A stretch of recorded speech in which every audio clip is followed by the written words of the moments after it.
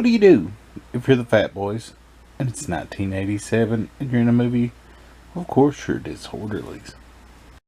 Everybody, hope y'all doing well today. I'm in the pits of hell because it's hot.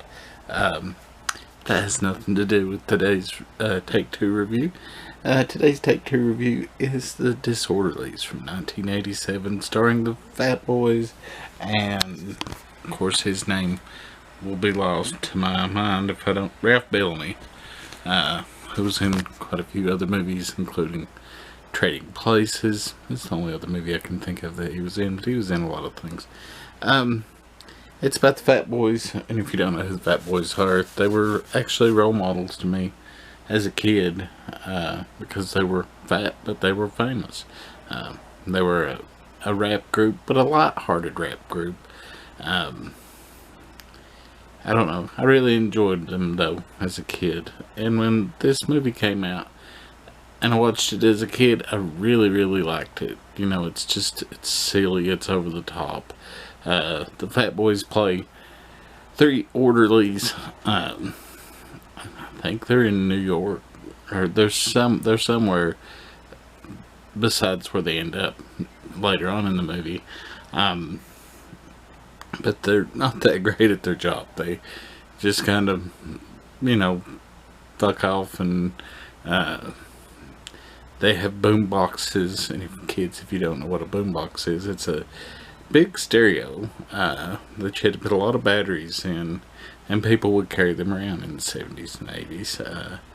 But they have the boom box on the back of one of the old folks in the old folks home that they're working in, and they're wheeling them around, wheeling the person around in their wheelchair, and have the boombox right behind them. And you know, it shows that the old folks like them, but they really weren't doing that much. And anyways, they end up getting fired because they eat a lot of cakes, and that's where it's sort of it's a movie that if you watched it today without being around in that time, you would just say, what in the fuck?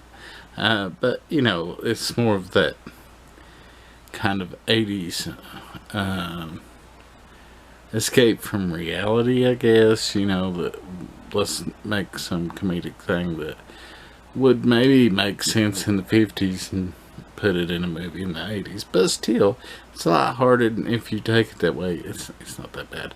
But then around the same time they get fired, the other subplot of the movie is this gentleman, his uncle is really rich, and that's the Ralph Bellamy character. And anyways, the guy, Ralph Bellamy's character's nephew, wants him to die.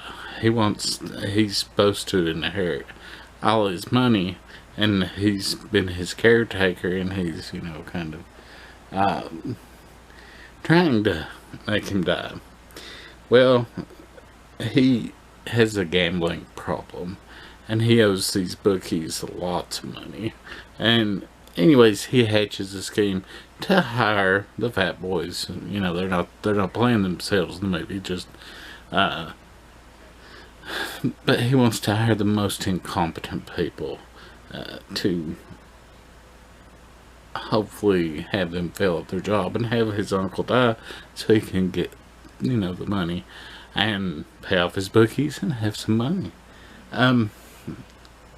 That's where, on rewatching now, the movie kind of is not as good because there's a lot of stereotypes just all over the place, and I still enjoy the movie. I mean, the only reason I'm actually reviewing it is because a friend on Instagram shared a bunch of movies, and I saw that, and I'd totally forgotten about the movie, and I said I've got to buy it. I haven't seen it in years.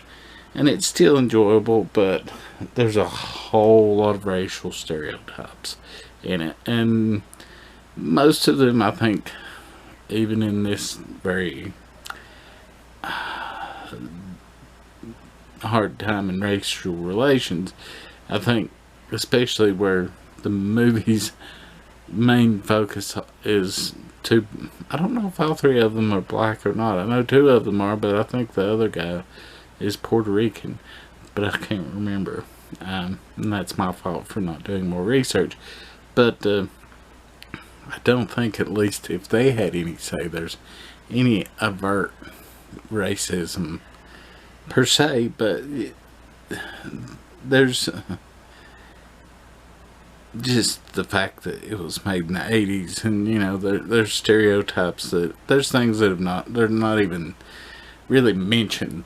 Like the nephew, if it was made today, he would probably be an out homosexual, and his little helper would probably be his boyfriend or husband. But that's just kind of faintly kind of seeps through the movie. And just all the stereotypes in the movie, they're a little over the top. But if you can cut your brain off and just say they were doing the best for their time, it's a fun 90 minutes. And you know, if it sounds like something you're interested in, check it out. I don't know how much longer you can get a DVD copy, because this was Warner Archive Collection disc, but Warner Archive doesn't have it anymore. I ordered mine off Amazon, and they only had a few copies left there. And after that, it'll go to Fleabay, and of course, it will go up in price once it totally goes out. Anyways, that's all I've got. I'm going to try to do the Al Adamson review tomorrow. It will be a Monsters House review, so I have to work on it, plan it, actually do some work on a video. But yeah, that will maybe be up tomorrow. If not, we'll see y'all Tuesday, and it will work in at some point. I just want to make it extra special. Anyways, we'll see y'all. Bye.